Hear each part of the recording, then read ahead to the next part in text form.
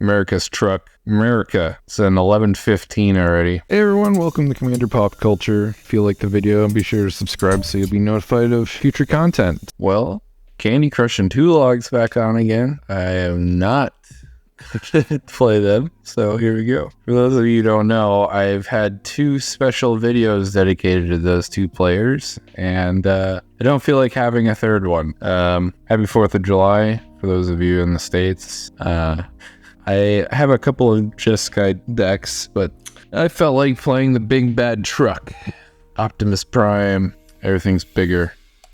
Try to get him on this front side because I really like the end step to bolster one, and I don't have any ramps, so I think I'm gonna mulligan. Do have some card advantage, so I could get out of this, but I should mulligan again. Alright, I give up the path because I already have interaction and mana drain. I'd rather have the card advantage, Reckless Impulse, and the Engine of Whirlwind of Thought. And eventually I'll probably see more removal. Just gonna play Plateau. I maybe should have led with Shivan Reef, just so I could play Island on my second turn and have mana drain up.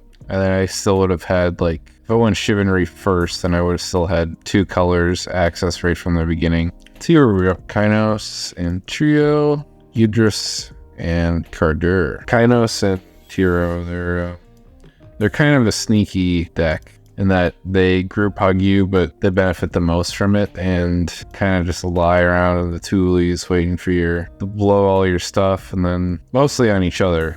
I don't know, with the exception of him, he kind of gains favor by being the group hug deck. Do we have a deal?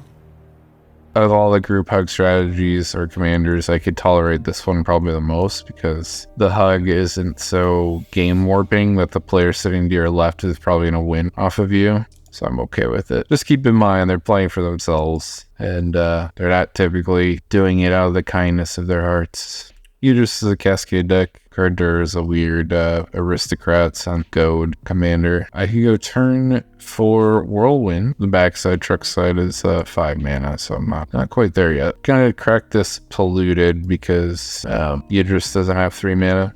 And I featured this deck one time before. The whole idea is I play Optimus, preferably on his robot side, because he bolsters on everyone's end step, and he grows significantly fast and becomes a lethal attacker. I don't run any other creature in the deck, just so I could purposely do that. And he's quite resilient because if he dies, he flips back over to the truck side. The unfortunate thing is you do lose all the counters, so one of the best artifacts in the deck is probably the Ozolith. So when he flips back over, you can put all the counters you lost back on him, and vice versa. You don't lose any of the effort you put into him. Kynaios played a Shalai, Voice of Plenty, and this guy played a weird landfall energy creature where if he makes 8 energy, can make a 6/6 beast. I really hate that they did this. I wish they just put a number next to the symbol, because I've seen people lose games over, losing count. Is it 7 or 6? Speaking of the Oslo, if I could get it with Enlightened Tutor now, I will probably do that on my upkeep. I can't play the safer human side, but I can play the truck side now. I wonder if it's worth it. I think I get a draw trigger from it because it's a vehicle or one of thought. Yeah, why not? It's better than the other stuff I got going on right now. And people are tapped down. The nice thing about, I do get a draw trigger. Sweet. The nice thing about the truck side is that it's not a creature on everyone else's turn, so it can dodge a significant amount of removal, like board wipes and sorcery speed kind of stuff. Gotta kill my boy at instant speed, or have artifact removal, which is one of the more popular ones. I think the safest permanent types out there is lands, enchantments, and planeswalkers. If you can have a commander that's one of those three, you're instantly gonna narrow the removal that could target your creature by a significant margin. The example of an enchantment that you could run from the command zone is the Planar Bridge, or is it called Planar Bridge? You know what I mean. Asika's back half, or is it? I don't know. She's from Kaldheim. She's 5 colors on the back half, and on upkeep triggers, you slap a creature or a planeswalker into play. She's popular. I probably butchered her actual name, but that's who I'm thinking of. And then there's a handful of planeswalkers that can be run from your command zone, and there are no land commanders. Maybe a Rick Smithies. Yeah. Heroic Smithies would be pretty safe. He's a land for majority of the game. I think most people abuse him as a land versus when he's a creature. So I take that back. There is a land creature that exists. Does he flip over when I hit someone? Is this a Berserker tribal deck? Interesting. Coming at me. All right. Sharing the love. All right. Yeah. So he does convert when I connect with him. I think on my upkeep, I'm going to Enlighten Tutor and get the Ozolith, so I have an extra layer of protection. Another Mana Rock? That's not bad. Ooh, I could also do Reaver Cleaver and just make a bunch of treasures. That sounds really spicy. I don't have enough mana to equip it and play it in the same turn, so that's kind of a bummer. Oh, I think I'm going to stick with my original plan and showcase like the fun stuff of the deck. For playing against Berserk Tribal, I'm not going to go too hard. There is no need. Gazel's Fury is nice because now I can get some added benefit by flinging my guy at people. Ooh, okay. I have Fairy's Protection up too. Alright, we'll just call it at that and swing at someone. Let's hit the Yidris player. He's got all kinds of goodies going on over here. He's gonna catch up in permanence in play soon because of he'll Cascade off of his Yidris on this upcoming turn. And I kind of like gaining favor with the Kardur player. Alright, now my favorite part, start the bolster triggers on everyone's turn. And then if Optimus should die, counters will go on the Ozolith, flips over to the truck side, and I just pile it all into the truck side. As to America's colors, the colors that never run. May the wings of liberty never lose a feather. I have a pretty good setup going on right now. Dang, I did 8 damage to my turn. Brutal. It's a lot of commander damage. I'll probably only use my counter magic for something that's truly detrimental. If they're somehow able to blow up the Ozolith and my commander, I'll probably counter that. If it's a game-ending spell, I'll probably counter it. If it's a massive card advantage spell, I'm going to counter it.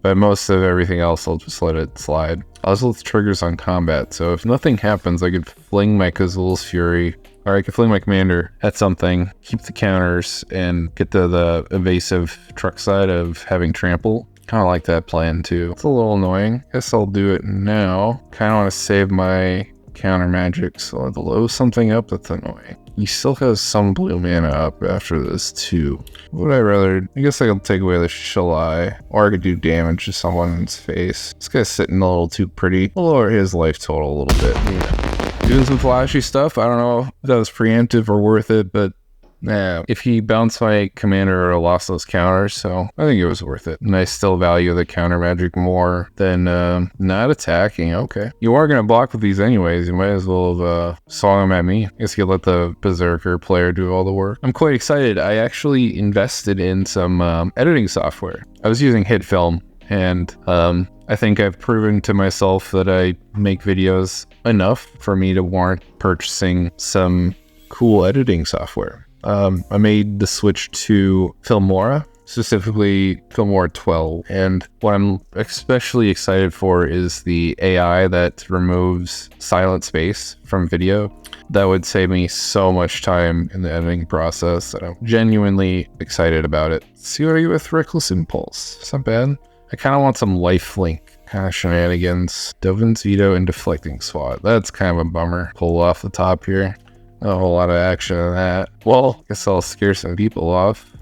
Okay, leave the counter magic up. Go hit someone in the face. I'll share the love. I'll hit the pillow fort guy over here. That's just hanging out. I don't want people feeling too comfortable around here. Nor do I want people to feel like I'm just singling them out. It's probably the proper way to play this deck, but I'm feeling generous. Well, with this lineup in my Exile Zone, people are not going to be casting spells that target my stuff. America's Truck. America, fuck yeah! America. It's an 11-15 already. I imagine everyone just beats on me. No? Okay. So far, I've managed to not take, what is it, 6 plus... I managed to not take 9 damage because they don't take their combat steps. Part of your turn, you should use it. And again, I do have a very lethal attacker. Could just be a little bit of an intimidation kind of a thing. Got so many windows. Got a stack window. Got my Exile Zone window. Can't have enough windows. I wish you could make these a little bit bigger. I'm actually impressed with how big I could make the exile zone. Oh my gosh, no, I can't hit okay. I wish I could make the stack this big. It's kind of a bummer that I can't, because I feel like people could read that pretty well versus the stack one, not so much. Ooh, that's kind of a problem for me, because yeah, we're gonna counter that. It prevents me from bolstering at all. It's pretty annoying. And this is a good mana drain target. I get to make 6 colorless mana on my turn. I just have nothing to invest it in. Hopefully I get to draw something other than lands. Hit 3 lands in a row now.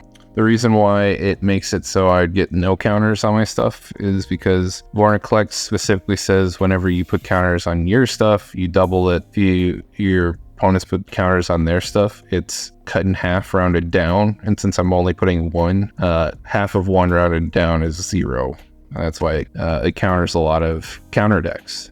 It also would have been messing with my midnight clock. Kind of want a new hand because a bunch of the lands kind of is terrible. I'm kind of sitting on this Teferi's Protection for as long as I possibly can.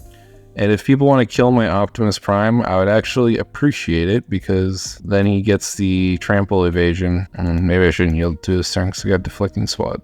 This guy is completely tapped down. I could just finish him off the old-fashioned way. It was really depending on that Vornaclex as a blocker. At least I'll have Teferi's Protection after I Alpha Strike him. Yeah, it's all coming at me. That's 11 damage. Puts me down to 12. What does this do? Okay, strange creature. Let's take 13, go to 10. Might have to pop that Teferi's Protection a little early. I don't have any mana up right now, but I'd like to draw some lifelink. Give me a lifelink card. A dream draw here. A Chroma's Will would be pretty good.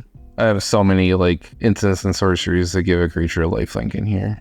I guess I could turn this upkeep trigger off or stop off. I had it on for that Enlightened Tutor and I just forgot about it. Dang.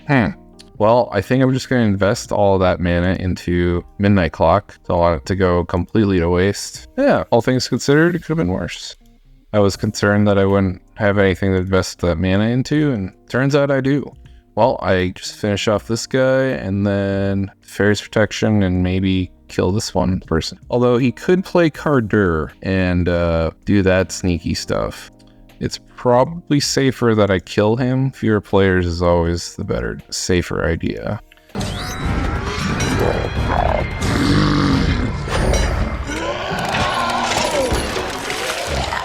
I have enough mana to put 1 more counter on Midnight Clock and cast on Teferi's Protection. Ooh, Thud is helpful. Big is he? Only thing is, this is a sorcery speed card. Come at me. Well, I'm just gonna pop my Teferi's Protection now. Damn it. Must have. I don't know why I couldn't respond. I'll put a stop on your attack trigger. Okay, got some mana investment. Okay, we're gonna activate this. Blue and Teferi's Protection. Wow. I guess I'm gonna die. Prime, you can't die! Do not grieve. I have the negate up, or I had negate in hand, and I would have just could have countered that if I wasn't trying to go for the greedy Midnight Clock play. And that's that. I don't know who to give it to. I guess I'll give it to that guy playing the weird Berserker tribal deck. Things have changed since the last time I played this deck. I was playing, I think I put in a Chroma's Will. I had a lot of board wipes in here, which I also kind of took out. I went from like 5 board wipes to just 3. And I instead replaced it with the Finisher and a Ren's Resolve. And for some reason, I don't know how Dockside didn't make the original list, so I put that back. I put that in here. Some of the things that would have dug me out of my hole that I was in, Spirit Loop would have helped. Steel of the Godhead would have helped. Chroma's Will would have helped. There is Angel Fire Ignition. Could have cleared the board with Chandra's Ignition and done a ton of damage to people. Yeah, I had a couple of ways out. Thinking back on it, I should have led with Teferi's Protection and would have forced that Kynaios player to respond with Arcane Denial then. And then I could have saw what was happening. If he didn't respond, I would have been safe to then activate the Midnight Clock. So that was my blunder in my learning lesson from that game. Hope you all enjoyed. I will put the list in the description below if you guys liked what you saw, and don't mind that I screwed up at the end there. I still played the deck fairly optimally, minus that one part that got me killed. I had fun, even though I still lost. We're going to live on. We're going to survive. Today, we celebrate our Independence Day.